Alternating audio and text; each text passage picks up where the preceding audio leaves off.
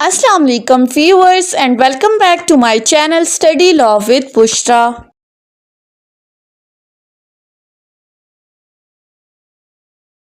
So we were discussing fingertips lecture for Law Gate syllabus, and in today's video we are going to discuss Constitution of Pakistan 1973. But before starting the discussion, I request you all to please subscribe to my channel and don't forget to press the bell icon for latest updates. Do share this video with your friends and don't forget to comment your feedback. So let's move towards the discussion. Constitution of Pakistan 1973 में सबसे पहली चीज आपने याद क्या रखनी है कि ये कॉन्स्टिट्यूशन पास कब हुआ था। पार्लियामेंट के अंदर लेजिस्लेचर ने इस कॉन्स्टिट्यूशन को पास किया था 12 अप्रैल 1973 को, जिसके कुछ महीनों बाद 14 अगस्त 1973 को इस कॉन्स्टिट्यूशन को इन्फोर्स कर दिया गया था। मीन्स टू से कि 14 अगस्त से ये कॉन्स्टिट्यूशन मुल्क में इम्प्लीमेंट हो गया था। अब इस कॉन्स्टिट्यूशन ऑफ पाकिस्तान के हमारे पास टोटल आर्टिकल्स हैं 280 और उसके साथ हमारे पास स्केड्यूल हैं 5। अब इन स्केड्यूल्स को आपने याद रखना है फिंगर टिप्स के ऊपर, क्योंकि इन स्केड्यूल्स में से हमेशा एक क्वेश्चन लाजमी आता है। सो हम वन बाय वन देख लेते हैं। First schedule of constitution of Pakistan discuss क्या करता है कि वो लॉज जो इनकंसिस्टेंट है, आर्टिकल 8 कहता है कि वो लॉज जो एग्जेम्प्टेड हैं from the operation of article 8 sub clause 1 and 2, ये उनको डिस्कस करता है। सेकंड स्केड्यूल डिस्कस करता है इलेक्शंस ऑफ प्रेसिडेंट, कि सदर को किस तरह से मुंतखब किया जाएगा, उसका इलेक्शन कैसे होगा। थर्ड स्केड्यूल डील करता है ओथ्स ऑफ द ऑफिसेस, कि तमाम जितने भी ऑफिसेस को कोई पर्सन होल्ड कर रहा है तो उनका ओथ किस तरह से होगा। फोर्थ स्केड्यूल डील करता है लेजिस्लेटिव लिस्ट के साथ, जिसको हम बिलिंग प्रोसीजर्स में जब आगे डिस्कस करेंगे आर्टिकल 70 ऑनवर्ड्स। तो फिफ्थ स्केड्यूल है remuneration terms and conditions of services of the जजेस। स्केड्यूल 5 बताता है कि जो जजेस हैं उनकी सैलरीज कितनी होंगी, उनकी सर्विसेज की टर्म्स एंड कंडीशंस क्या होंगी, ड्यूरेशन क्या होगा। सो ये तमाम जो चीज़ें हैं स्केड्यूल 5 में डिस्कस हुई हैं। सो इन स्केड्यूल्स में से हमेशा एक एमसीक्यू लाजमी आता है और वो हमेशा थर्ड स्केड्यूल से रिलेटेड होता है कि oath of offices under which schedule होते हैं। तो आपने याद रखना है कि थर्ड स्केड्यूल के अंदर हमेशा ओथ लिया जाता है। सो ये 5 स्केड्यूल्स हैं, इनको याद रखना इतना मुश्किल नहीं है। अगर आप एक बार भी इसको देख लेंगे तो आपको इजीली ये याद रह सकते हैं। उसके बाद अब हम आ जाते हैं अपने आर्टिकल्स के ऊपर। आर्टिकल 1 से हम स्टार्ट करते हैं। इंट्रोडक्शन हमने देख लिया। अब इन आर्टिकल्स को हम डिटेल में डिस्कस नहीं करेंगे क्योंकि डिटेल लेक्चर्स ऑलरेडी मैं अपने चैनल पर अपलोड कर चुकी हूं। आज की इस वीडियो में हम सिर्फ लॉ गेट के एमसीक्यूज के हवाले से इसकी एक क्विक सी रिवीजन कर लेते हैं। सो आर्टिकल 1 डील करता है the republic and its territories, कि Pakistan shall be a federal republic. ये एमसीक्यू हमेशा लॉ गेट के अंदर आता है कि आर्टिकल 1 के अंदर पाकिस्तान को क्या कहा गया है। सो आपने याद रखना है Pakistan shall be a federal Republic, जिसको इस्लामिक रिपब्लिक ऑफ पाकिस्तान कहा जाएगा। फिर पाकिस्तान की टेरिटरीज में कौन कौन से एरियाज इंक्लूडेड होंगे, इसमें हमारे पास जितने हमारे प्रोविंसेस हैं, province of KP, Sindh, Balochistan, Punjab. अब ये केपी का पहले नाम था NWFP, north west frontier Pakistan. अब ये तमाम पाकिस्तान की टेरिटरीज में इंक्लूडेड होंगे। पाकिस्तान के 4 सूबे, इसके अलावा फेडरली एडमिनिस्ट्रेड ट्राइबल एरियाज फाटा, और उसके साथ हमारी एक इस्लामाबाद कैपिटल टेरिटरी होगी जो कि किसी भी प्रोविंस का पार्ट नहीं होगी। सो फेडरल रिपब्लिक वाली बात आपने फिंगर टिप्स पे याद रखनी है। नेक्स्ट है हमारे पास आर्टिकल 2। आर्टिकल 2 बात करता है Islam to be the state religion, कि इस्लाम जो है वो पाकिस्तान का रियासती मजहब होगा। ये भी आपने याद रखनी है कि स्टेट रिलीजन होगा। इस्लाम के साथ शेल का वर्ड यूज हुआ है, कंपल्सरी प्रोविजन है कि इस्लाम पाकिस्तान की रियासती मजहब होगा। नेक्स्ट आ जाते हैं आर्टिकल 3 के ऊपर, लेकिन आर्टिकल 3 से पहले एक और आर्टिकल है जो कि थ्रू अमेंडमेंट 8 हुआ था, आर्टिकल 2A।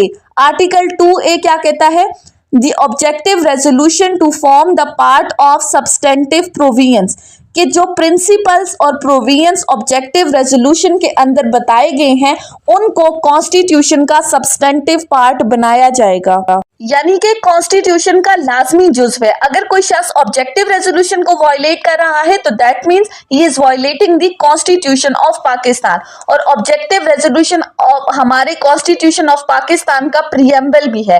प्रीएम्बल में जो चीजें हैं वो वही हैं जो हम ऑब्जेक्टिव रेजोल्यूशन में डिस्कस कर चुके हैं। नेक्स्ट है हमारा आर्टिकल 3। आर्टिकल 3 बात करता है एलिमिनेशन ऑफ एक्सप्लॉयटेशन। कि आर्टिकल कहता है कि स्टेट की ये जिम्मेदारी है कि वो हर किस्म के इस्तेहसाल को ख़त्म करेगी और फंडामेंटल प्रिंसिपल की फुलफिलमेंट करेगी और हर बंदे से उसकी एबिलिटी के अकॉर्डिंग काम लिया जाएगा। उसकी एबिलिटी से ज़्यादा किसी पर्सन से आप कोई भी मजदूरी नहीं करवा सकते, कोई भी काम नहीं ले सकते। नेक्स्ट है हमारे पास आर्टिकल 4। आर्टिकल 4 बात करता है रूल ऑफ लॉ की, that right of individuals to be dealt with in accordance with the law.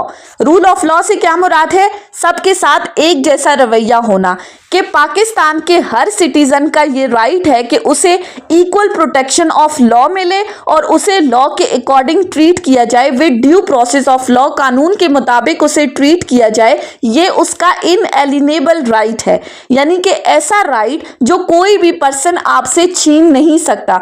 अब इस इनएलिनेबल राइट को आपने देखना है कि ये हमेशा लॉ गेट के एमसीक्यूज में दिया जाता है कि प्रोटेक्शन ऑफ लॉ सिटीजन का बेसिक राइट है, फंडामेंटल राइट है। तो आपने याद रखना है it is the inalienable right of the citizens which can't be taken away. जहां कहीं भी हो पाकिस्तान का कोई भी शहरी या अगर कोई फॉरेनर पाकिस्तान के अंदर कुछ अरसे के लिए आया है तो ये उसका भी राइट है कि उसे इक्वल प्रोटेक्शन ऑफ लॉ मिलेगी, उसे लॉ के अकॉर्डिंग ट्रीट किया जाएगा। इसी तरह कोई भी ऐसा एक्ट नहीं किया जाएगा जो किसी पर्सन से उसकी लाइफ, उसकी फ्रीडम या उसकी रेपुटेशन या प्रॉपर्टी को छीन रहा है, उसकी फ्रीडम को महदूद कर रहा है, until and unless in accordance with the law. Law के अकॉर्डिंग आप कर सकते हैं, अदरवाइज किसी भी पर्सन की लाइफ लिबर्टी को नुकसान नहीं पहुंचाया जा सकता। किसी भी पर्सन को ऐसा काम करने के लिए मजबूर नहीं किया जा सकता जिसकी कानून इजाजत नहीं देता, और किसी भी पर्सन को आप ऐसा काम करने से रोक नहीं सकते जिसकी कानून इजाजत दे रहा है, उसको परमिट कर रहा है। So simple right article 4 rule of law की बात कर रहा है। नेक्स्ट है आर्टिकल 5। आर्टिकल 5 बात करता है लॉयल्टी टू द स्टेट, कि स्टेट के साथ आपकी वफादारी होनी चाहिए। आर्टिकल 5 ने कहा कि लॉयल्टी टू द स्टेट क्या है, वो हर पाकिस्तान के हर सिटीजन की बेसिक ड्यूटी है। अब ये बेसिक ड्यूटी का वर्ड भी आपने याद रखना है, ये भी एमसीक्यू में पूछा जा सकता है। बुनियादी जिम्मेदारी है कि हर बंदा अब पाकिस्तान के साथ वफादार रहे। And secondly obedience to the constitution, वो कॉन्स्टिट्यूशन को फॉलो करे, उसकी पैरवी करे। ये इनवियोलेबल ऑब्लिगेशन है, हर सिटीजन की वाजिबुल अमल है जिसको वायलेट किया ही नहीं जा सकता, पाकिस्तान की शहरी की भी, और अगर कोई फॉरेनर पाकिस्तान में कुछ देर के लिए आया है तो उसके लिए भी लाजिम है कि वो कॉन्स्टिट्यूशन को फॉलो करे। आर्टिकल 6 है नेक्स्ट हमारे पास, जो कि हाई ट्रीजन को डील करता है। आर्टिकल 6 कहता है कि अगर कोई पर्सन एब्रोगेट करता है कॉन्स्टिट्यूशन को, अब ये वर्डिंग आपने याद रखनी है, यानी कि एबॉलिश करता है कॉन्स्टिट्यूशन को, या अटेम्प्ट करता है एब्रोगेट करने की, या फिर सबवर्ट करता है, कंप्लीट चेंज लाना चाहता है, कंप्लीटली उसको डाउनफॉल में लाना चाहता है, या अटेम्प्ट करता है सबवर्ट करने की कॉन्स्टिट्यूशन को, या कंस्पायर करता है, साजिश करता है फोर्स यूज करके या कोई भी अनकॉन्स्टिट्यूशनल मीन्स यूज करते हुए, then he shall be guilty of the offence of high treason. High treason actually क्या है? डिसलॉयलिटी टुवर्ड्स द स्टेट है। अगर कोई पर्सन किसी की हेल्प भी करता है, किसी को कोऑपरेट करता है या किसी को अबेट करता है ऐसा कोई भी एक्ट करने के लिए, तो वो भी इसी तरह हाई ट्रीजन का मुर्तकिब होगा। और जो हमारी मजलिस शूरा है, पार्लियामेंट, वो पनिशमेंट प्रोवाइड करेगी ऐसे पर्सन्स के लिए जो कि हाई ट्रीजन कमिट करते हैं। उसके बाद है नेक्स्ट आर्टिकल, आर्टिकल 7। आर्टिकल 7 बात करता है definition of the state. State को डिफाइन किया है। आर्टिकल 7 ने क्या कहा है कि स्टेट से मुराद क्या है?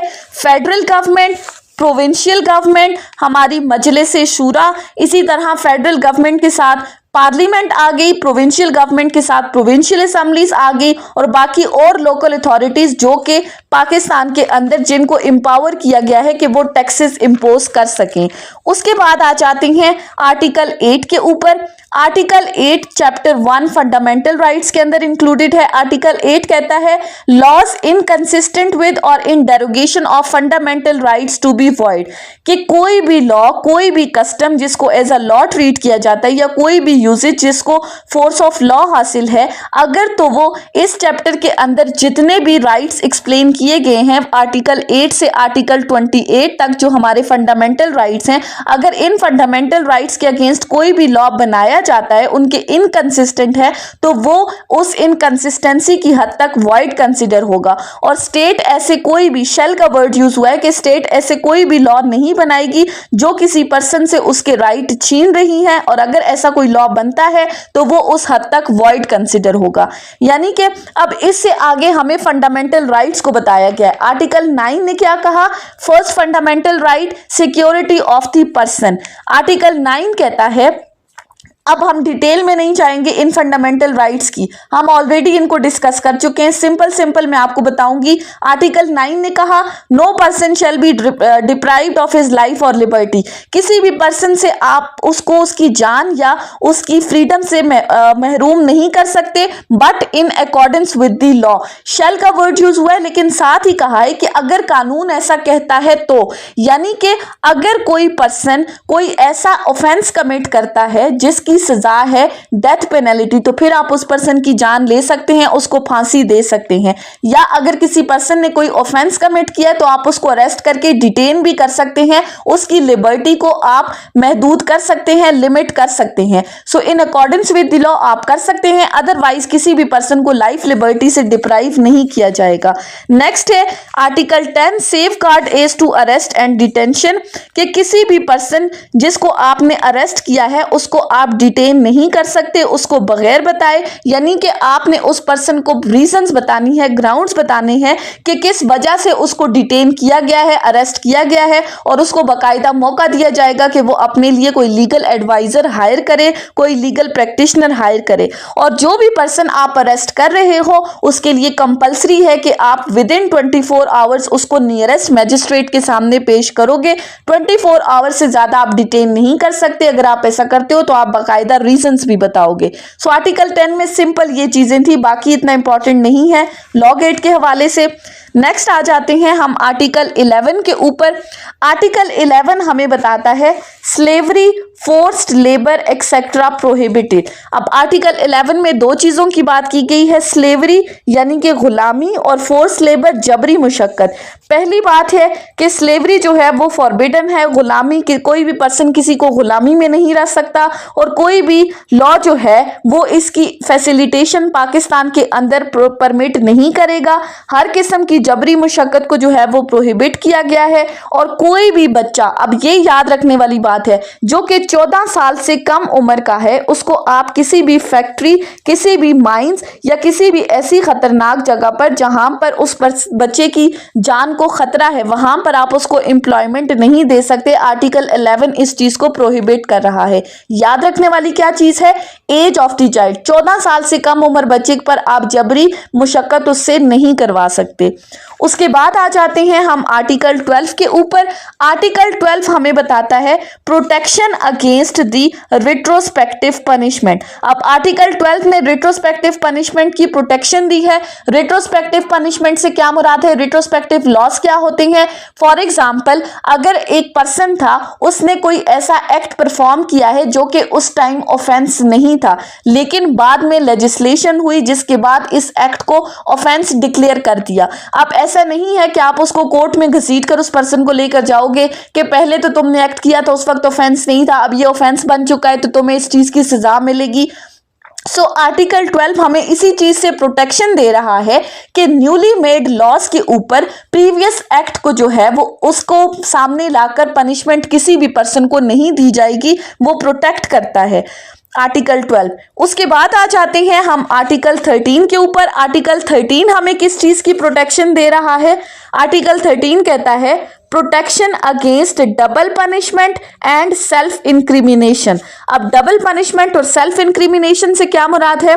आर्टिकल 13 ने कहा कि एक ही दफा अगर मुकदमा चल गया, एक पर्सन को सजा हो गई, तो दोबारा उस पर्सन को उसी ऑफेंस के लिए फिर से पनिश नहीं किया जाएगा। यानी कि ये डबल जेओपार्डी के कंसेप्ट के ऊपर आपको प्रोटेक्शन दे रहा है। सेकेंडली, अगर कोई पर्सन एक्यूज्ड है किसी भी ऑफेंस का, उसने कोई ऑफेंस कमिट किया है, तो आप उसको कंपेल नहीं कर सकते कि वो अपने अगेंस्ट आकर गवाही दे, वो कन्फेशन करे। आर्टिकल 13 ने हमें प्रोटेक्शन दे दी डबल पनिशमेंट और सेल्फ इंक्रिमिनेशन के ऊपर।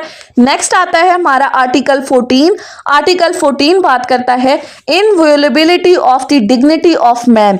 अब डिग्निटी ऑफ मैन की प्रोटेक्शन दी गई है कि डिग्निटी ऑफ मैन और privacy of the home subject to the law, इस चीज को प्रोटेक्ट किया जाएगा, इसकी खिलाफ वर्जी नहीं की जाएगी। हर बंदे के लिए जरूरी है, हर सिटीजन का ये राइट है कि उसको प्राइवेसी मिले, उसके घर की, उसकी डिग्निटी को रिस्पेक्ट किया जाए। और सेकेंडली, किसी भी पर्सन को आप टॉर्चर नहीं कर सकते सिर्फ इस पर्पस के लिए ताकि आप उससे एविडेंस एक्सट्रैक्ट करवा सको, यानी कि आप उससे सच्चाई उगलवा सको। जैसे पुलिस रिमांड पे टॉर्चर करती है मुल्जिमों को, सो इस चीज को प्रोहिबिट किया गया है, इसकी प्रोटेक्शन दी गई है आर्टिकल 14 के अंदर। ऐसा कोई भी एक्ट अलाउ नहीं है, आप किसी भी पर्सन के ऊपर टॉर्चर नहीं कर सकते।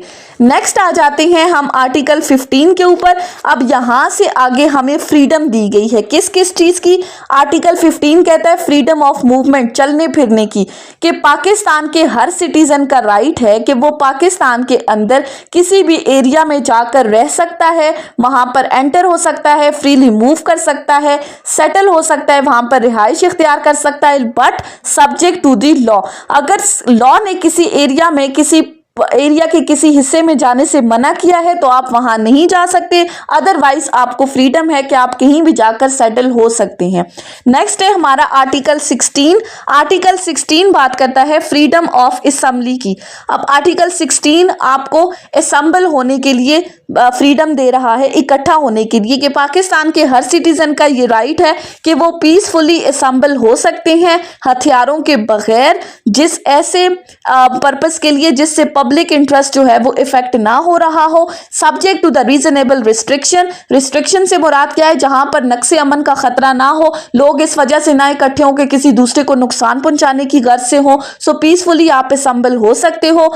नेक्स्ट है आर्टिकल 17 जो कि फ्रीडम ऑफ एसोसिएशन दे रहा है कि पाकिस्तान के हर सिटीजन का ये राइट है कि वो किसी भी पार्टी के साथ एसोसिएट कर सकता है, किसी भी पार्टी में शामिल हो सकता है।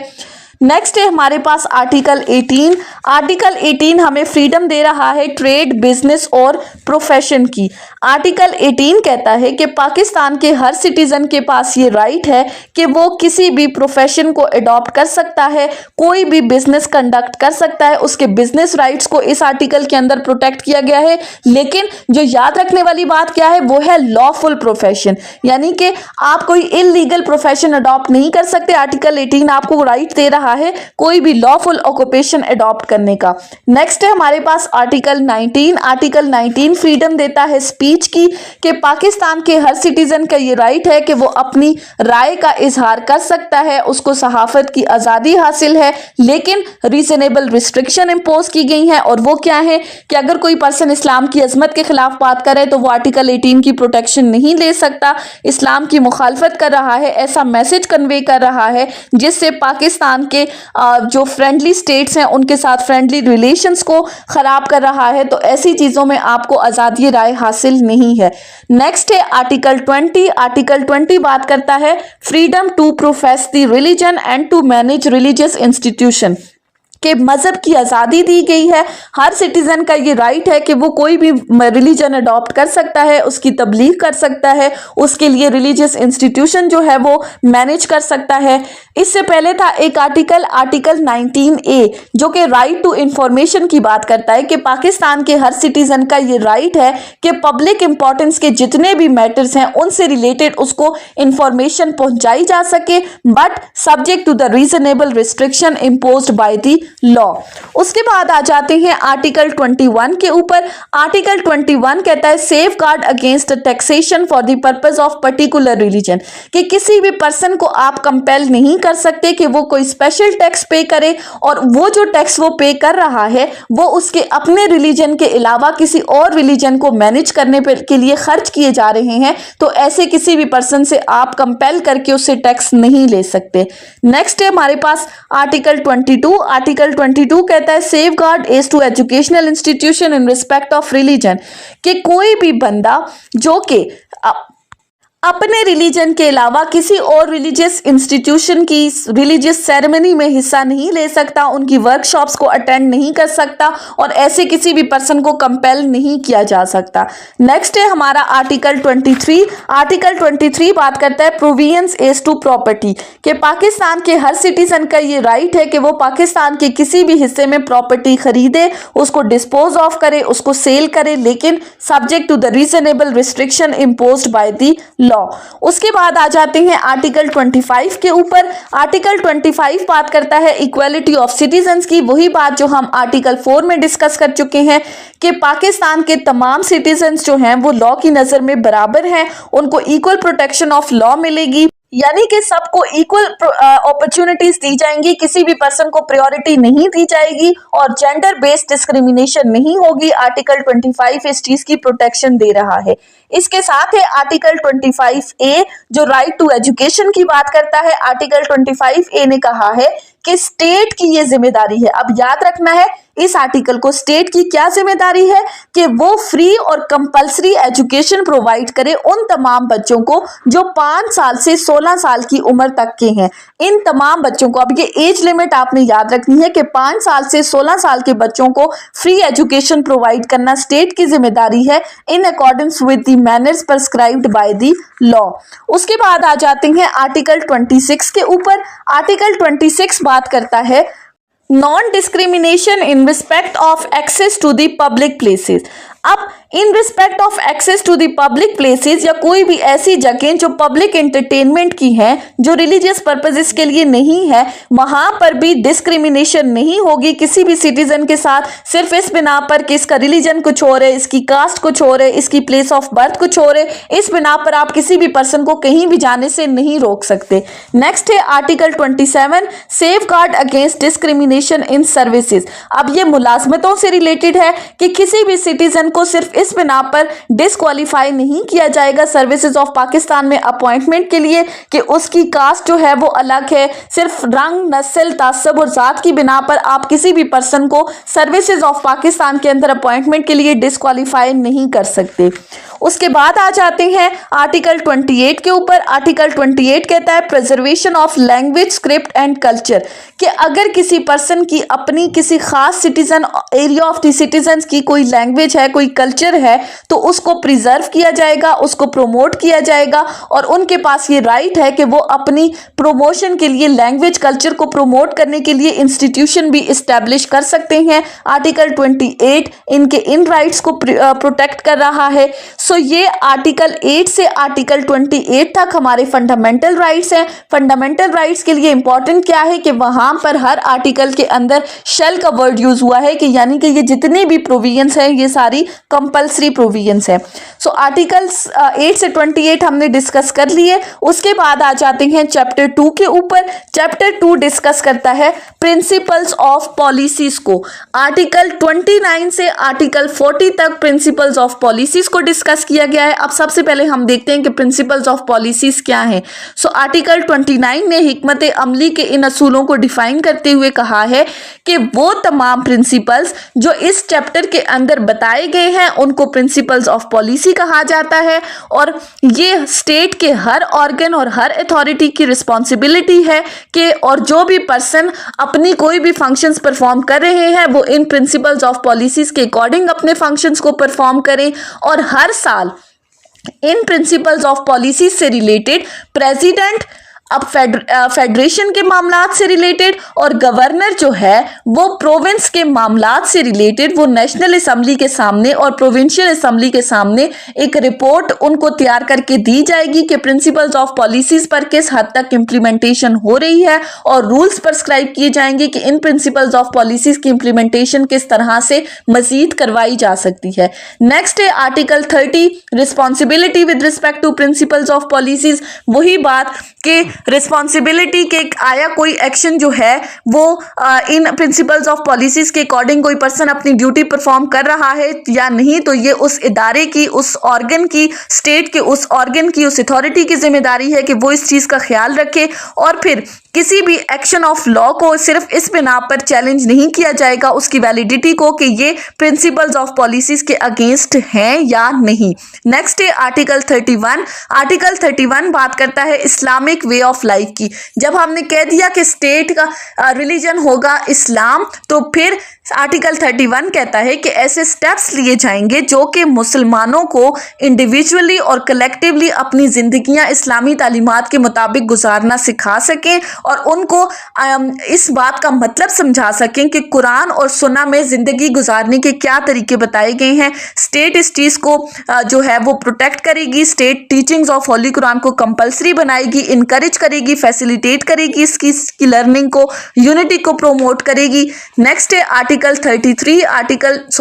32 जो कि बात करता है promotion of local government institution. ये स्टेट की जिम्मेदारी है कि वो लोकल गवर्नमेंट इंस्टीट्यूशन को इनकरेज करे, रिप्रेजेंटेटिव्स ऑफ द एरिया, और इन इंस्टीट्यूशंस के अंदर स्पेशल रिप्रेजेंटेशन दी जाएगी विमेंस को, वर्कर को और पीजेंट्स को।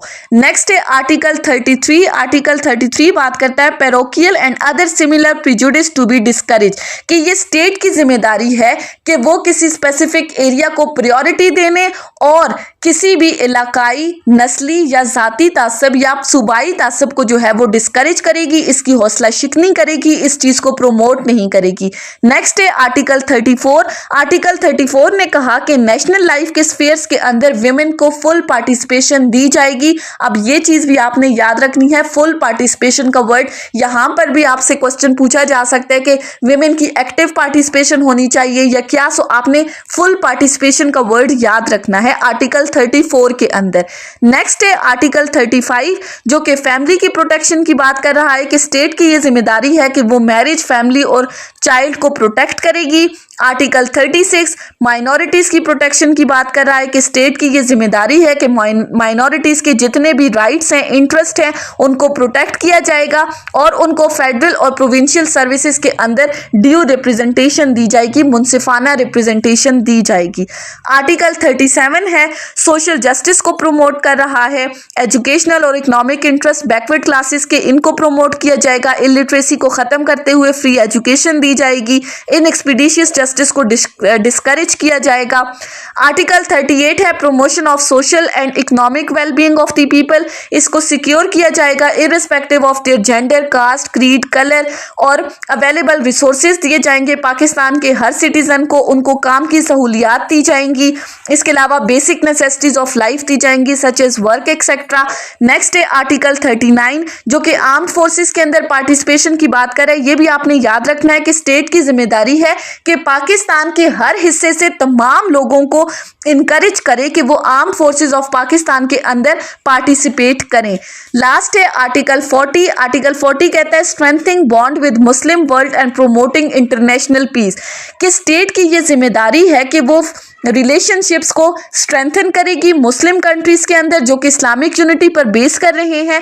इसके अलावा तमाम नेशंस के साथ फ्रेंडली रिलेशन और गुडविल को प्रमोट करेगी, इंटरनेशनल डिस्प्यूट को पीसफुल मीन से सेटल करने को भी इनकरेज करेगी। सो ये थे कुछ प्रिंसिपल्स ऑफ पॉलिसीज आर्टिकल 29 से आर्टिकल 40 के ऊपर। नेक्स्ट जो लॉ गेट का सिलेबस है वो आर्टिकल 50 से इंक्लूडेड है। आर्टिकल 50 स्टार्ट होता है चैप्टर 2 जो कि मजलिस शूरा, पार्लियामेंट कंपोजिशन और उसकी मीटिंग से रिलेटेड है। ये भी बहुत ज़्यादा इंपॉर्टेंट है, आपने इसको भी गौर से सुनना है। सबसे पहला आर्टिकल है मजलिस शूरा पार्लियामेंट, कि पाकिस्तान के अंदर एक पार्लियामेंट होगी, मजलिस शूरा होगी जिसके 2 हाउसेस होंगे। प्रेसिडेंट होगा, 2 हाउसेज होंगे, अपर हाउस नेशनल असेंबली और लोअर हाउस सेनेट होगा। उसके बाद आर्टिकल 51 नेशनल असेंबली के साथ डील कर रहा है, फर्स्ट अपर हाउस के साथ। आर्टिकल 51 में क्या चीज आपने याद रखनी है कि नेशनल असेंबली की 342 सीट्स होंगी, 10 सीट्स जो हैं वो नॉन मुस्लिम के लिए रिजर्व की जाएंगी और इन पार्लियामेंट के अंदर, नेशनल असेंबली के अंदर लोगों को इलेक्ट करने के लिए अगर किसी पर्सन ने वोट करना है तो उसकी क्वालिफिकेशंस क्या होंगी कि वो 18 साल से कम का ना हो, वो सिटीजन ऑफ पाकिस्तान हो, उसका नाम इलेक्टोरल रोल में आता हो और किसी कॉम्पिटेंट कोर्ट ने उसे अनसाउंड माइंड डिक्लेयर ना किया हो। अगर वो इन तमाम क्वालिफिकेशंस के ऊपर पूरा उतरता है तो वो पाकिस्तान की इलेक्शंस में वोट कर सकता है। सो आर्टिकल 51 में यही कुछ इंपॉर्टेंट चीजें थी जो आपने याद रखनी है, बाकी हम ऑलरेडी डिटेल डिस्कस कर चुके हैं। नेक्स्ट है आर्टिकल 52 जो कि नेशनल असेंबली के ड्यूरेशन की बात कर रहा है कि नेशनल असेंबली जो है वो कंटिन्यू रहेगी 5 साल के अरसे तक और 5 साल के अरसे के बाद जो है वो इसको डिसॉल्व कर दिया जाएगा प्रेसिडेंट की जानिब से, फिर दोबारा इलेक्शंस करवाए जाएंगे। नेक्स्ट आते हैं, नेक्स्ट है हमारे पास आर्टिकल 53। आर्टिकल 53 बात करता है speaker and deputy speaker of national assembly कि नेशनल असेंबली इलेक्शंस के बाद जो उसका पहला काम होगा, पहली मीटिंग के अंदर वो अपने लिए स्पीकर और डिप्टी स्पीकर इलेक्ट करेंगे अपने ही लोगों में से और उसी पार्लियामेंट के अंदर जितने भी लोग बैठे हैं वो स्पीकर और डिप्टी स्पीकर के लिए वोट करेंगे। स्पीकर जो है वो अपना ओथ लेगा थर्ड स्केड्यूल के अकॉर्डिंग, जो हम ऑलरेडी डिस्कस करते आ रहे हैं। ओथ का आपने याद रखना है, जितने भी ओथ हैं इस कॉन्स्टिट्यूशन के अंदर वो थर्ड स्केड्यूल के अकॉर्डिंग दिए जाएंगे। स्पीकर अपना ओथ लेगा प्रेसिडेंट के सामने और डिप्टी स्पीकर का ओथ भी होगा प्रेसिडेंट के सामने। लेकिन अगर इन दोनों में से कोई भी पर्सन अपनी सीट से रेजिग्नेशन देना चाहता है तो स्पीकर अपना रेजिग्नेशन देगा प्रेसिडेंट को और डिप्टी स्पीकर अपना रेजिग्नेशन देगा speaker of the National assembly को। अब फिर उसके बाद है हमारे पास आर्टिकल 54। आर्टिकल 54 बात करता है summoning and prorogation of Majlis शूरा, यानी कि जलसों का बुलाना और उनका मुलतवी होना। आर्टिकल 54 ने क्या कहा कि प्रेसिडेंट जो है वो टाइम टू टाइम किसी एक हाउस को या मजलिस शूरा के दोनों हाउसेस को जो है वो बुला सकता है जॉइंट मीटिंग के अंदर और फिर उसके अंदर एजेंडा डिस्कस किया जा सकता है। There shall be at least 3 session of the National Assembly every year, कि हर साल के अंदर नेशनल असेंबली के 3 सेशन होंगे और हर 4 महीने बाद एक सेशन कंडक्ट किया जाएगा, यानी बीच में 120 दिन का वक्फा होगा। इसके अलावा कोरम की बात की गई है कि 1/4 का कोरम होगा जो कि आर्टिकल 55 में डिस्कस किया है।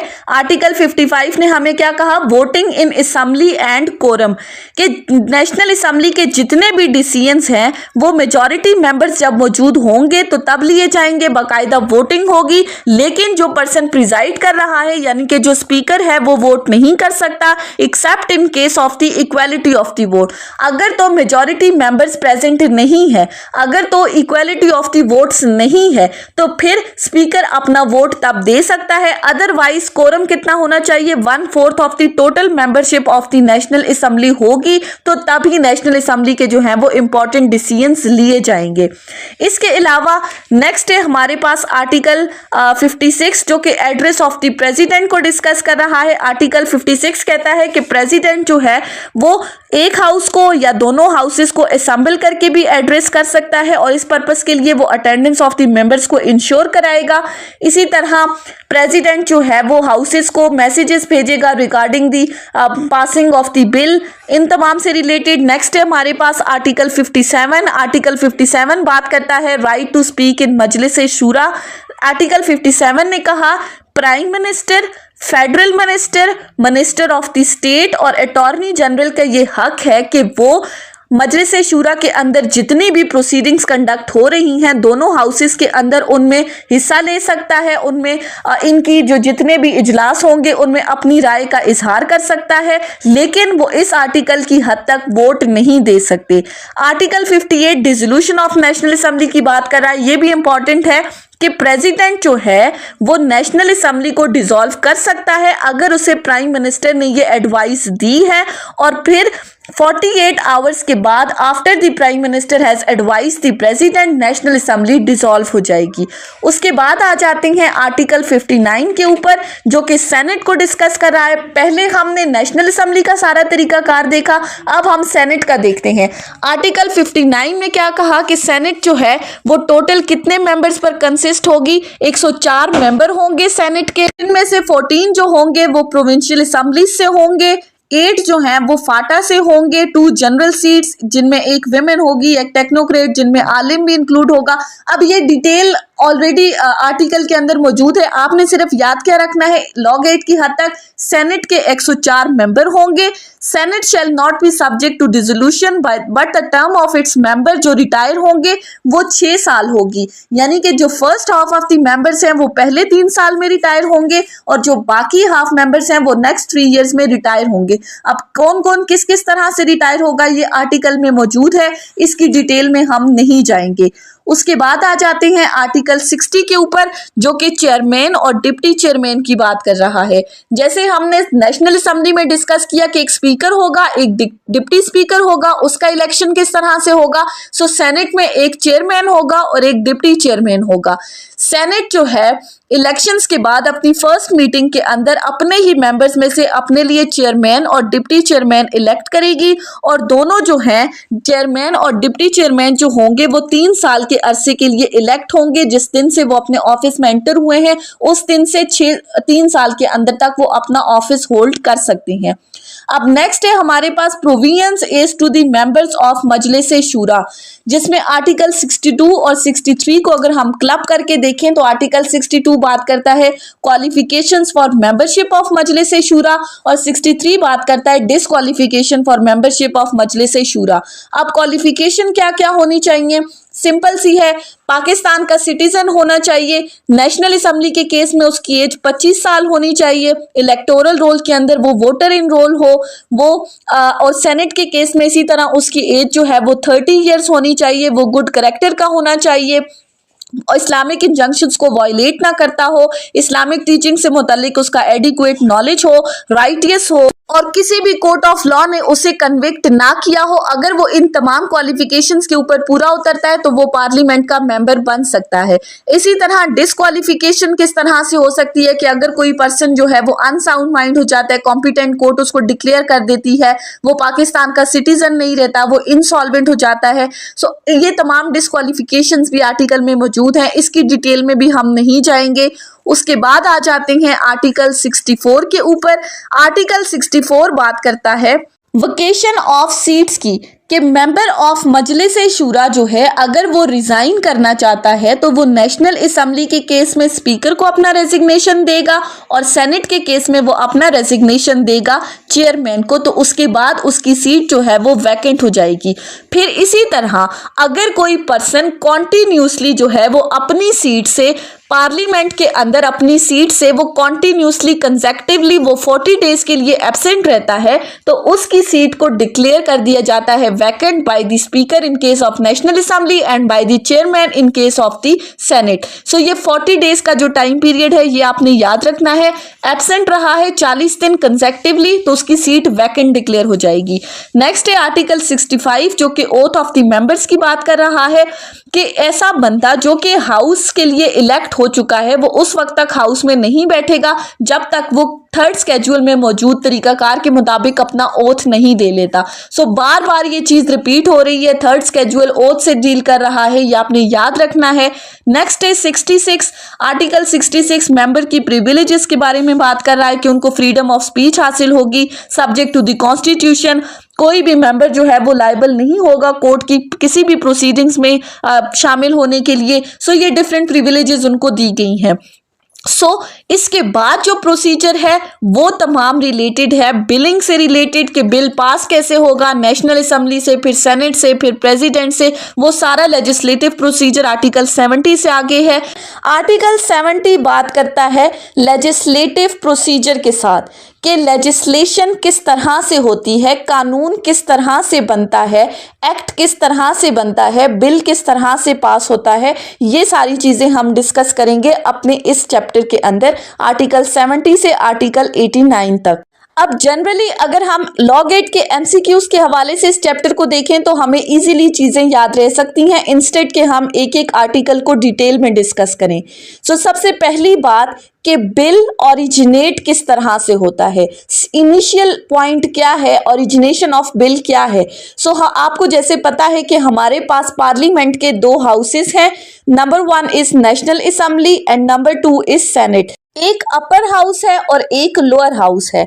अब अगर हम बिल्स की बात करें तो आर्टिकल 70 कहता है कि जो मनी बिल है वो हमेशा ओरिजिनेट होगा नेशनल असेंबली के अंदर। अब ये एमसीक्यू लॉ गेट के हवाले से बहुत इंपॉर्टेंट है, that money bill shell always originate in the National assembly. अब मनी बिल से क्या मुराद है, यानी कि money bill including the finance bill, जिसके अंदर एनुअल बजट स्टेटमेंट होती है, कंट्री का एनुअल बजट जब पेश किया जाता है तो उसको हम कहते हैं मनी बिल्स। बाकी जितने भी बिल्स हैं अदर देन मनी बिल वो किसी भी हाउस में ओरिजिनेट हो सकते हैं, आया नेशनल असेंबली है या सेनेट है। अब मनी बिल को ही लेकर देख लेते हैं प्रोसीजर डिस्कस करने के लिए। मनी बिल ओरिजिनेट हुआ है नेशनल असेंबली के अंदर। नेशनल असेंबली की सिंपल मेजॉरिटी इसको पास कर देती है। सिंपल मेजॉरिटी से क्या मुराद है कि जो सिटिंग मेंबर्स है उनमें हाफ मेंबर्स से एक ज्यादा, तो वो उसको हम कहते हैं सिंपल मेजॉरिटी। सिंपल मेजॉरिटी से नेशनल असेंबली ने कोई बिल पास कर दिया तो ऑब्वियसली वो सेकेंड हाउस की तरफ जाएगा, दैट इज सेनेट। अब सेनेट भी इस बिल को अगर अप्रूव कर देती है, नेशनल असेंबली ने जो जो रिकमेंडेशंस दी हैं उसको अप्रूव कर लिया है, तो जो तीसरा फोरम है हमारे पास वो है प्रेसिडेंट। अब बिल जाएगा सेनेट से प्रेसिडेंट के पास, और अगर प्रेसिडेंट इस बिल को अप्रूव कर देता है, इस बिल के ऊपर अपनी असेंट दे देता है, अपनी रजामंदी जाहिर कर देता है, तो फिर ये बिल चेंज हो जाएगा एक्ट के अंदर और ये हमारा कानून बन जाएगा। ये सिंपल प्रोसीजर है, मनी बिल से रिलेटेड हमने डिस्कस कर लिया। सिंपली बाकी तमाम बिल्स भी अगर वो नेशनल असेंबली में ओरिजिनेट होते हैं तो इसी तरह वो सेनेट के पास जाएंगे। अगर सेनेट में ओरिजिनेट हो रहे हैं तो पहले वो नेशनल असेंबली के पास जाएंगे और फिर प्रेसिडेंट के पास। यानी कि सिंपली जिस हाउस में भी ओरिजिनेट हो रहे हैं वो हाउस फर्दर पास करेगा उसको दूसरे हाउस को, दूसरे हाउस ने उसे पास कर दिया तो वो जाएगा प्रेसिडेंट के पास, प्रेसिडेंट ने अप्रूव कर दिया तो वो कानून बन जाएगा। अब अगर कोई बिल ओरिजिनेट हुआ है सेनेट के अंदर और सेनेट ने उसको भेजा है नेशनल असेंबली के अंदर, जब नेशनल असेंबली के पास ये बिल पहुंचा तो नेशनल असेंबली उसको पास नहीं करती बल्कि वो उसमें कुछ अमेंडमेंट्स कर देती है। उसको लगता है कि कुछ अमेंडमेंट्स की ज़रूरत है, वो अपनी तरफ से कुछ रिकमेंडेशंस देती है, तो फिर ये बिल वापस जाएगा फर्स्ट हाउस की तरफ, दैट इज सेनेट, यानी कि जिसने पहले पास किया था उसके पास जाएगा। अगर सेनेट इन अमेंडमेंट्स के अकॉर्डिंग उसको अप्रूव कर देती है तो बिल प्रेसिडेंट के पास जाके अप्रूव होके कानून बन जाएगा। लेकिन अगर तो सिचुएशन ऐसी आती है कि फर्स्ट हाउस ने बिल पास किया सेकेंड हाउस को, सेकेंड हाउस ने उसमें कुछ अमेंडमेंट्स की, वापस फर्स्ट हाउस को भेजा, फर्स्ट हाउस उन अमेंडमेंट्स को ना तो अप्रूव कर रहा है ना रिजेक्ट कर रहा है, बल्कि for a period of 90 days अगर कोई हाउस बिल को अपने पास रखता है बजाय इसके कि वो उस पर कुछ रिकमेंडेशंस दे, उसको अप्रूव करे, रिजेक्ट करे, और या फिर अगर ऐसी सिचुएशन आ गई है और बिल या तो फिर अगर सेनेट ने अमेंडमेंट्स को अप्रूव करके प्रेसिडेंट को भेज दिया है, प्रेसिडेंट के पास टाइम पीरियड क्या है कि उसने 10 दिन के अंदर अंदर बिल के ऊपर अपनी एसेंट देनी ही देनी है। ये कानून है कि 10 दिन का टाइम है प्रेसिडेंट के पास। अगर ऐसी सिचुएशन अराइज हो रही है कि अमेंडमेंट्स करने के बाद हाउस उसको 90 दिन तक अपने पास रोक रहा है या प्रेसिडेंट 10 दिन तक अपने पास रोके रख रहा है और एसेंट नहीं दे रहा, तो फिर एक जॉइंट सिटिंग बुलाई जाएगी। या फिर अगर तो दोनों हाउसेस से अप्रूव हो चुका है और प्रेसिडेंट की एसेंट बाकी है तो 10 दिन के अंदर प्रेसिडेंट ने एसेंट नहीं दी तो वो ऑटोमेटिकली बन जाएगा, हमारे पास कानून बन जाएगा।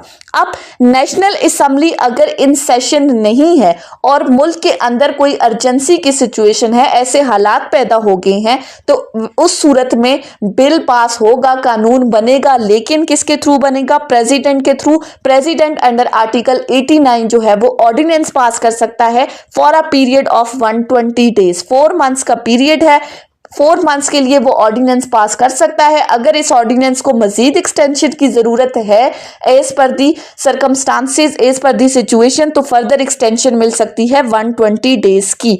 सो ये सिंपल प्रोसीजर था बिल ओरिजिनेट होने का, हाउसेस से पास होकर प्रेसिडेंट तक जाने का और कानून बनने का।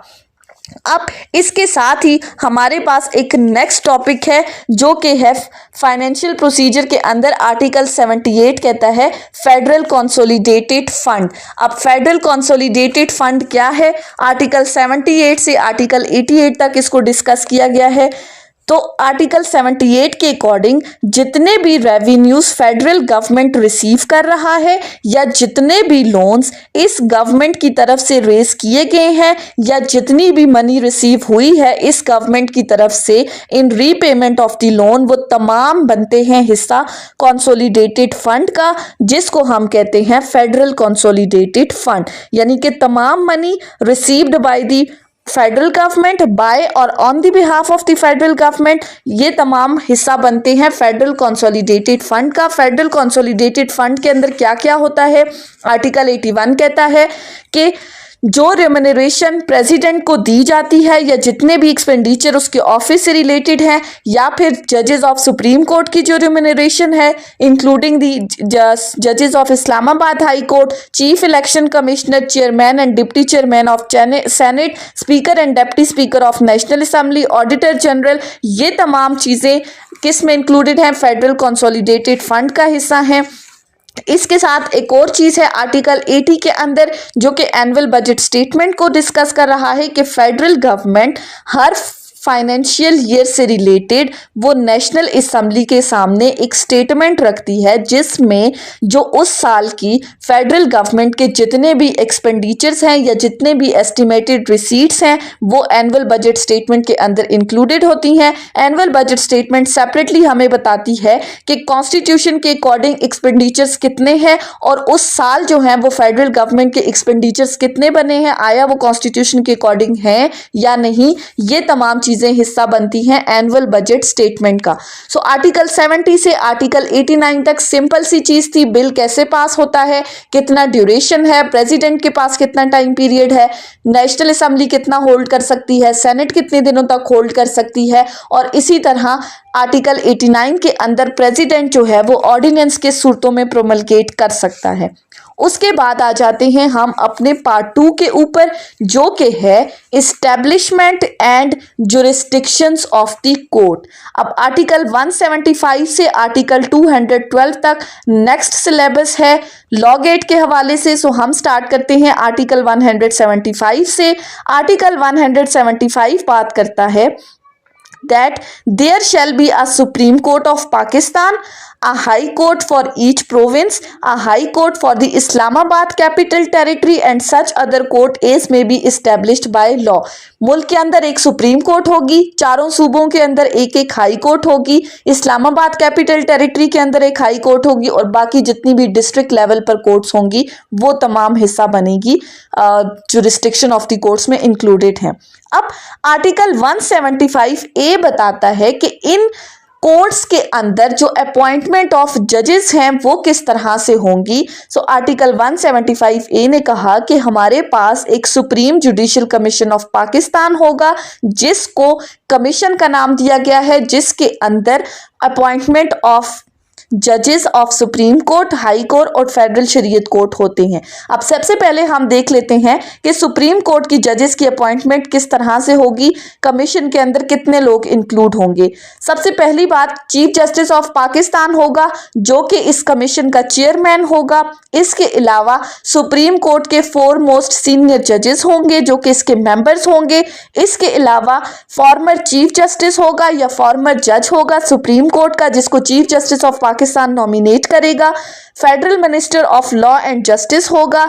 इसके अलावा अटॉर्नी जनरल ऑफ पाकिस्तान होगा और senior advocate of supreme court होगा जिसको पाकिस्तान बार काउंसिल नॉमिनेट करेगी for a period of 2 years। अब ये जो ड्यूरेशन है ये आपने एमसीक्यूज के हवाले से याद रखनी है। सुप्रीम कोर्ट के जजेस की अपॉइंटमेंट से रिलेटेड ये कमीशन बनाया जाएगा। ये कमीशन जो है फिर इन जजेस को अपॉइंट करेगा।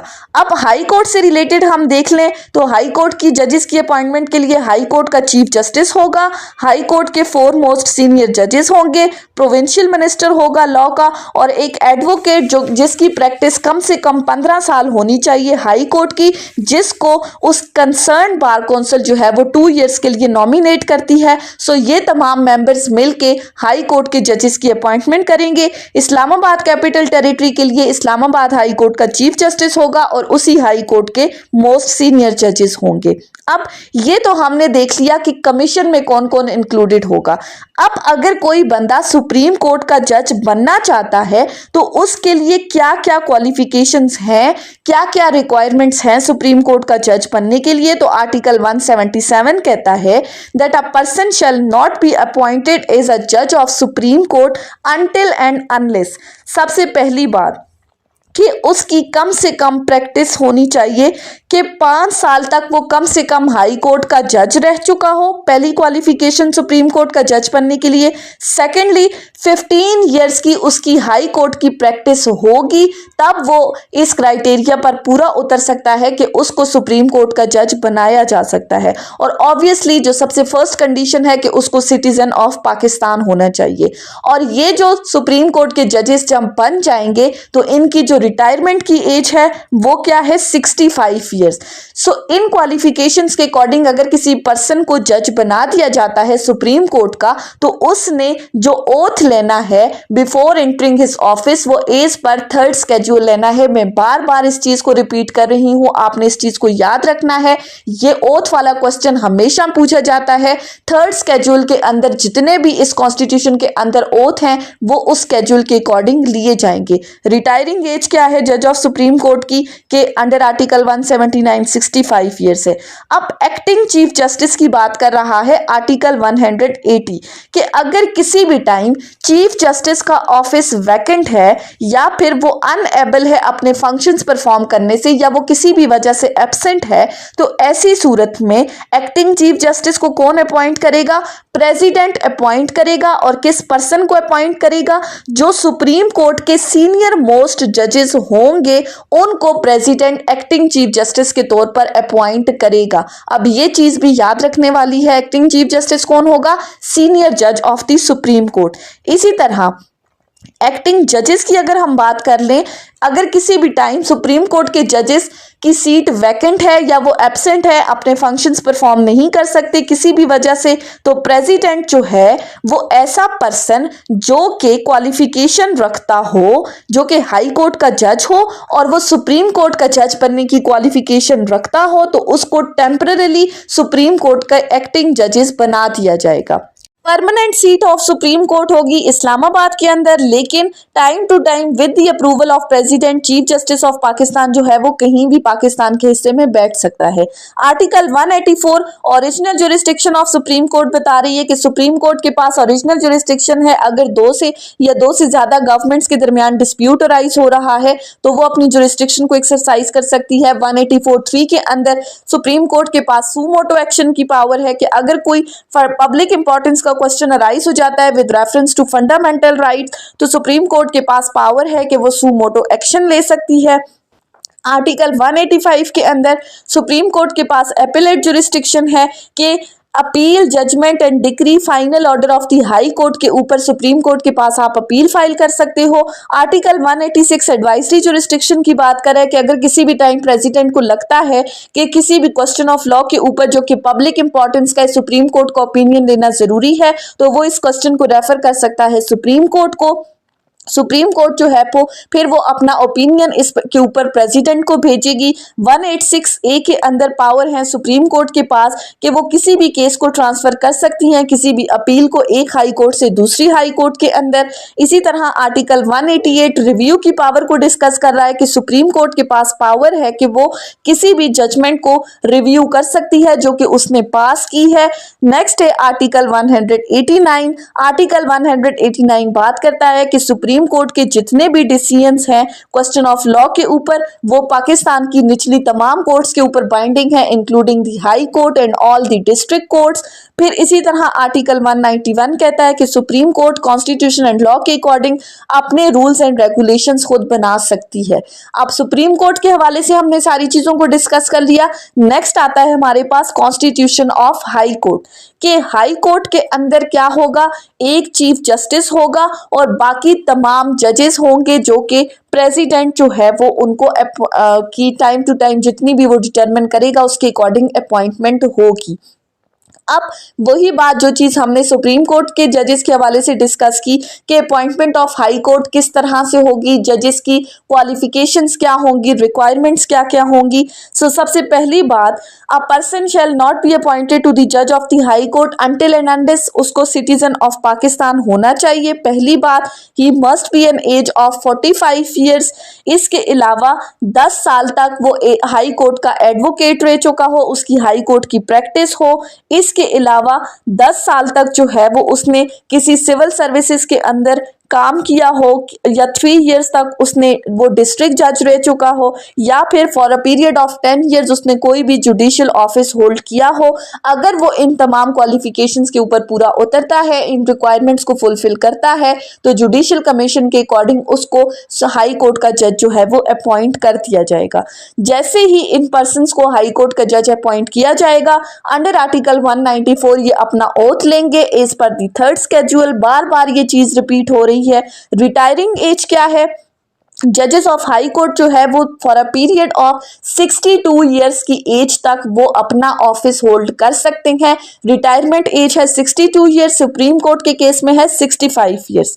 अब बात कर लेते हैं एक्टिंग चीफ जस्टिस की कि अगर किसी भी टाइम हाई कोर्ट के चीफ जस्टिस का ऑफिस वैकेंट है या वो एब्सेंट है, अपने फंक्शंस परफॉर्म नहीं कर सकता किसी भी वजह से, तो प्रेसिडेंट अपॉइंट करेगा हाई कोर्ट के बाकी तमाम जजेस को में से किसी भी एक पर्सन को ऑन द रिक्वेस्ट ऑफ जजेस ऑफ सुप्रीम कोर्ट, और फिर वो पर्सन जो है वो acting chief justice of high court के तौर पर अपने फंक्शंस परफॉर्म करेगा।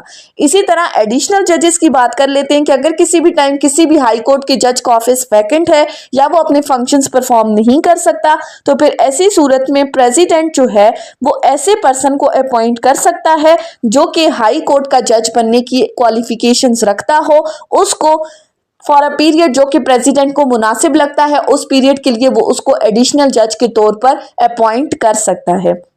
फिर सीट्स ऑफ हाई कोर्ट की बात है कि हर प्रोविंस के अंदर हाई कोर्ट की प्रिंसिपल सीट होगी। एक सीट इस्लामाबाद कैपिटल टेरिटरी के अंदर होगी। इस्लामाबाद कैपिटल टेरिटरी की जो हाई कोर्ट है वो होगी। इसके अलावा हाई कोर्ट के डिफरेंट डिविजनल कोर्ट्स होंगी या बेंचेस होंगे अपनी अपनी टेरिटोरियल जुरिस्डिक्शंस के अकॉर्डिंग। अब डिटेल में हम अगर जाएं तो लाहौर के लिए बेंच होगा, बहावलपुर, मुल्तान, रावलपिंडी, सिंध के लिए सखर में होगा, पिशावर हाई कोर्ट के लिए एबटाबाद, डेरा इस्माइल खान और बलोचिस्तान के लिए सिबी होगा। तो डिटेल में हम नहीं जाते, लॉ गेट के हवाले से ये सिंपल चीजें आपने याद रखनी है। इसके अलावा आर्टिकल 199 जो है वो हाई कोर्ट की जुरिस्डिक्शन को डिस्कस कर रहा है। आर्टिकल 199 भी हम ऑलरेडी डिटेल में डिस्कस कर चुके हैं, मैं दोबारा डिटेल में नहीं जाऊंगी। 5 रिट्स को डिस्कस किया है। 5 रिट्स कौन कौन सी हैं? Habeas corpus, certiorari, mandamus, quo warranto and prohibition. में उसका लिंक यहाँ पर अटैच कर लेती हूँ, आप लोग क्लिक करके देख सकते हैं। लेकिन सिंपली आपको याद रखना है कि आर्टिकल 199 के अंदर हाई कोर्ट को जुरिस्डिक्शन दी गई है। क्वालिफिकेशंस 45 इयर्स की एज होनी चाहिए, 10 साल के लिए हाई कोर्ट की प्रैक्टिस होनी चाहिए। ओथ जो है वो थर्ड स्केड्यूल के अकॉर्डिंग होगा। उसके बाद आ जाते हैं तीसरी चीज के ऊपर। तीसरी हमारे पास है federal Shariat code. Federal Shariat code जो कि आर्टिकल 203A से आगे हमें बताई गई है।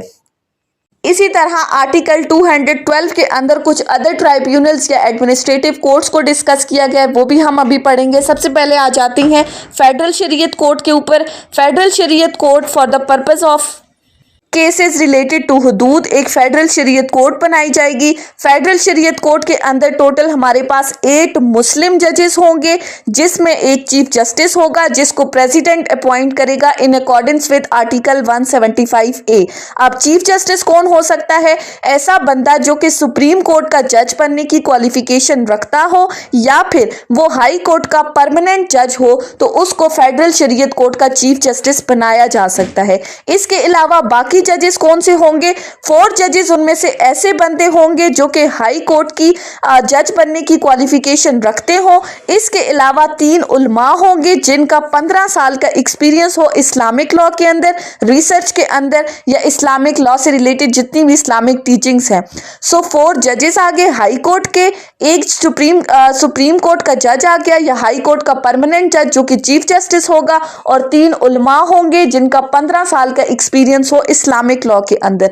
अगर कोई पर्सन इन तमाम क्वालिफिकेशंस के ऊपर पूरा उतरते हैं तो वो फेडरल शरीयत कोर्ट के अंदर अपॉइंट कर दिए जाएंगे। अब ये जो चीफ जस्टिस और जजेस of the federal Shariat court हैं, ये 3 साल के अरसे तक अपना ऑफिस होल्ड कर सकते हैं, लेकिन प्रेसिडेंट अगर चाहे तो इनकी अपॉइंटमेंट की टर्म को जो है वो एक्सटेंड भी कर सकता है। इसके अलावा चीफ जस्टिस जो है वो अपना रेजिग्नेशन दे सकता है प्रेसिडेंट को, और principal seat of federal Shariat court होगी इस्लामाबाद के अंदर, लेकिन प्रेसिडेंट के अप्रूवल के साथ chief justice time to time Pakistan के किसी भी हिस्से में बैठ सकते हैं। अब 3rd शेड्यूल के अकॉर्डिंग ये तमाम जजेस जो हैं वो अपना ओथ लेंगे। इसके अलावा अगर हम इनके पावर्स, फंक्शंस और जुरिस्डिक्शन को डिस्कस करें तो फेडरल शरीयत कोर्ट की जुरिस्डिक्शन क्या है कि उसने सिर्फ ये देखना है कि कोई भी लॉ या उसकी कोई प्रोविजन जो है वो इस्लामिक लॉ के अकॉर्डिंग है या नहीं। अगर उनको लगता है कि कोई प्रोविजन इस्लामिक इंजंक्शंस के अगेंस्ट है तो वो उसके ऊपर अपना फैसला सुनाएंगे। इसके अलावा इस फेडरल शरीयत कोर्ट के फैसले के खिलाफ आप अपील के लिए कहाँ जा सकते हैं? An appeal shall lie to supreme court from any judgment, decree and order of the federal Shariat court. Next आ जाते हैं हम आर्टिकल 212 के ऊपर। आर्टिकल 212 डिस्कस करता है एडमिनिस्ट्रेटिव कोर्ट्स एंड ट्राइब्यूनल्स को, के इस्टेब्लिशमेंट होगी एडमिनिस्ट्रेटिव कोर्ट्स एंड ट्राइब्यूनल्स की, जिनको एक्सक्लूसिव जुरिस्डिक्शन दी जाएगी किन मैटर से रिलेटेड? तमाम लोग जो सर्विसेज ऑफ पाकिस्तान का हिस्सा हैं उनकी टर्म्स एंड कंडीशंस के मैटर्स हैं, या फिर डिसिप्लिनरी मैटर्स हैं, या फिर गवर्नमेंट के कोई टॉर्शियस एक्ट से रिलेटेड कोई क्लेम्स अराइज हो रहे हैं सर्विसेज ऑफ पाकिस्तान के अंदर, या फिर टैक्सेस या सेसेस वगैरह से रिलेटेड हैं, या कोई भी मैटर्स रिलेटेड हैं एक्विजिशन, एडमिनिस्ट्रेशन और डिस्पोजल ऑफ प्रॉपर्टी से रिलेटेड, जैसे हमारी सर्विस ट्राइब्यूनल है, नैब वगैरह की कोर्ट्स हैं। तो ये तमाम कोर्ट्स क्या हैं? ये फॉर स्पेसिफिक पर्पसेस बनाई गई हैं जिनको एडमिनिस्ट्रेटिव कोर्ट्स या ट्राइब्यूनल्स का नाम दिया गया है। एडमिनिस्ट्रेटिव कोर्ट्स या ट्राइब्यूनल्स की किसी भी फैसले, डिक्री या ऑर्डर के खिलाफ अपील जा सकती है सुप्रीम कोर्ट के अंदर, लेकिन जो रिक्वायरमेंट है कि सब्सटेंशियल क्वेश्चन ऑफ लॉ जो कि पब्लिक इंपॉर्टेंस का हो, अगर वो इन्वॉल्व है तो फिर आप सुप्रीम कोर्ट के अंदर अपील फाइल कर सकते हैं। सो ये था हमारा कॉन्स्टिट्यूशन ऑफ पाकिस्तान 1973 का फिंगर टिप्स का लेक्चर, जो कि आज तमाम सिलेबस हमने कंप्लीट कर लिया है। सो आई होप कि आपको ये लेक्चर समझ में आया होगा। अगर आपने इस वीडियो को अटेंटिवली सुना है तो अगर आपको ये वीडियो अच्छी लगी है तो इस वीडियो को लाइक करें, कमेंट करें और चैनल को जरूर सब्सक्राइब करें। Thank you so much for watching this video. Till then, अल्लाह हाफिज।